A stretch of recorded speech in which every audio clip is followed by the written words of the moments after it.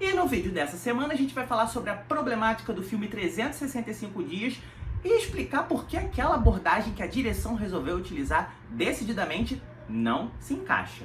O Filmografia começa agora, sejam todos bem-vindos.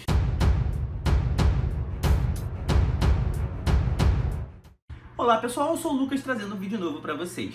Eu vou repetir aqui no vídeo uma coisa que eu já disse exaustivamente aqui no canal. O cinema, ele é uma expressão artística. Ele é um grande agente conscientizador, ele informa, ele denuncia, ele questiona, ele te obriga a pensar, é um grande formador de opinião. Portanto, com toda essa capacidade, ele é capaz de lidar com assuntos de grandes complexidades, sob diferentes aspectos, ou utilizando alegorias, que são realidades ficcionais que não condizem com a nossa, ou elementos fantasiosos, ou ele pode trabalhar com a realidade nua e crua de uma forma direta, assim como ela é.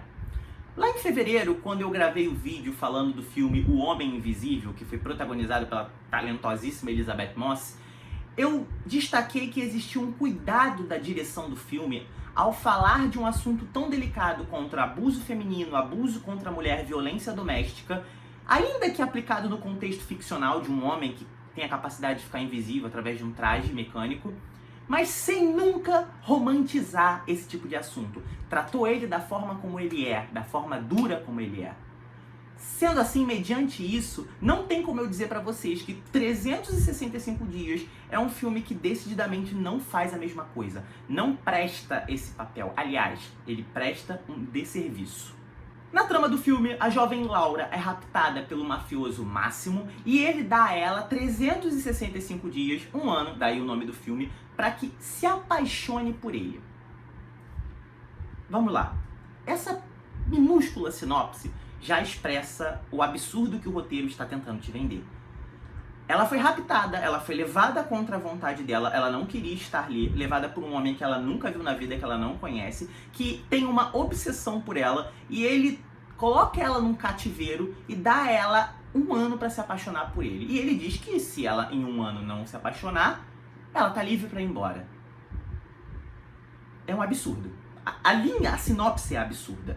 Mas o absurdo não termina por aí, porque o roteiro embarca numa onda de que se não beira o mau caratismo, é o próprio mau caratismo, de abusar de uma parte do cinema, já que o cinema é uma expressão artística, ele não tem um compromisso com a moral.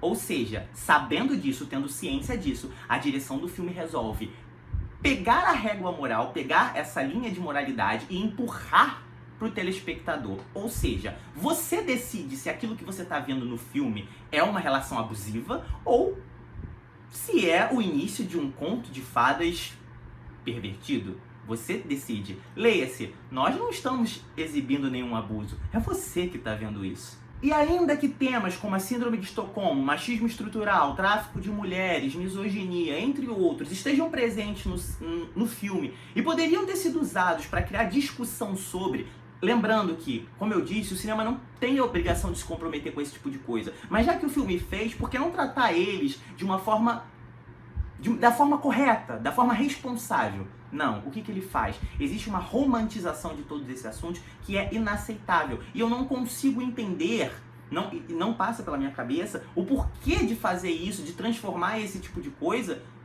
em algo desejável. E o perigo vai muito mais além, porque isso tudo, a forma como o roteiro se desenvolve, a forma como a trama se desenvolve, serve para validar, serve como uma forma de validação para homens que realmente fazem isso com certas mulheres. E existem homens que fazem isso à torto e à direito, de diferentes classes sociais, de diferentes esferas da sociedade, ricos e pobres, que oprimem, que fazem isso com mulheres à torta e à direito. Filmes como esse validam esse tipo de atitude. É como se fosse um reforço positivo para esses caras. E continuem fazendo, isso é legal. Continuem fazendo, isso vende. E existem muitas mulheres que vão assistir o filme e também vão ver que passam por esse mesmo tipo de situação.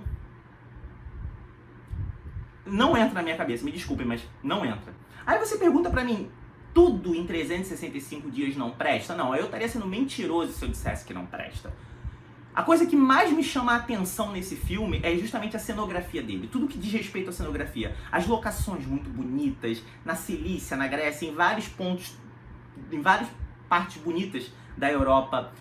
A fotografia, ainda que exista uma tentativa pífia no início desse filme de transformar a fotografia, de tentar direcionar a fotografia para a construção psicológica dos personagens. Por exemplo, no início do filme a gente vê cenas do Máximo e cenas da Laura isoladamente. As cenas do Máximo estão sempre iluminadas para poder destacar o poder dele, para poder destacar quem ele é. E as cenas da Laura são cenas mais apagadas, onde as luzes, onde os tons são mais sombrios, justamente para exemplificar que ela é diminuída pelo primeiro relacionamento dela, que ela é diminuída no emprego dela, na posição dela, ainda que ela tenha conseguido fechar um negócio milionário para a empresa dela, somente pelo fato dela ser mulher. Até mesmo as cenas que dizem respeito ao sexo e ao erotismo, que na minha opinião são muito melhor coreografadas do que a trilogia, até mesmo a trilogia de 50 tons tentou fazer no cinema e não conseguiu, tão bem encaixadas, mas o problema é que elas trazem a reboque a validação do estupro, da violência contra a mulher, do abuso e, sinceramente, não é bonito por conta dessa validação. Não posso dizer que isso me agrada, não posso dizer que isso entra no senso estético do filme de uma maneira tão efetiva. E mesmo com todas essas coisas bonitas, isso não justifica o propósito do filme existir, porque o filme precisa justificar a sua existência através dos elementos que ele apresenta, mas não consegue. Não se justifica a toxicidade desse filme, nem todo o olhar irresponsável da direção sobre uma pauta tão séria. Não dá. É realmente inaceitável. E o que eu tô vendo de gente na internet passando pano para esse filme, passando pano dizendo que ela é uma mulher livre para ir e vir, ela faz o que ela quiser da vida dela, e não é. O filme mostra que ela está em cativeiro, e mesmo quando ela tem a oportunidade de ser liberta previamente, quando ela recebe de volta o celular e o notebook dela, ela não faz, porque ela está debaixo de uma situação de abuso psicológico. É isso que precisava ser destacado no filme, não romantizar esse tipo de coisa.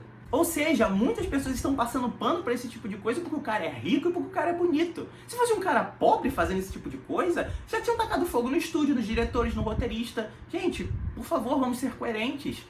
Você não pode defender, você não pode dizer que defende pautas que falam do bem-estar da mulher, que falam que a mulher precisa ser respeitada, precisa ser...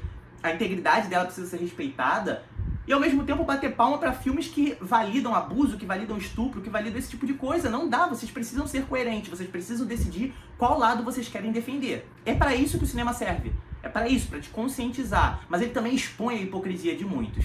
Olha, sinceramente, eu não sei como filmes como 365 Dias, na era que a gente vive, no mundo que a gente vive, com tanta informação, possam vir a existir, ou ainda mais, ter audiência. Definitivamente, não é algo que eu recomendaria.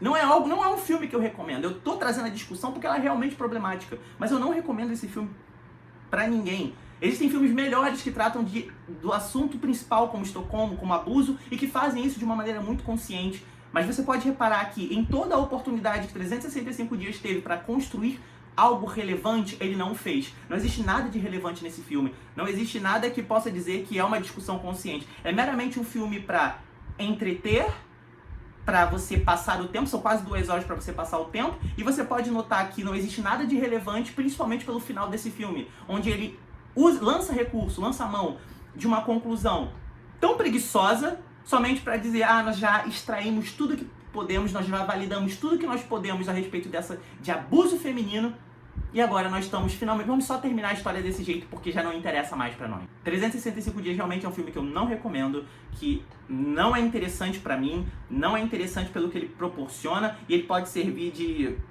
ele nem servir de exemplo ele serve. Você concorda comigo? Se você concorda, deixa nos comentários. Se você não concorda, deixa nos comentários também. A sua opinião é muito importante pra mim. Muito obrigado pela sua atenção. Se você não é inscrito no canal, inscreva-se. Se você gostou do vídeo, deixe o seu like. Esse foi o Filmografia. Até a próxima semana, pessoal. Um abraço.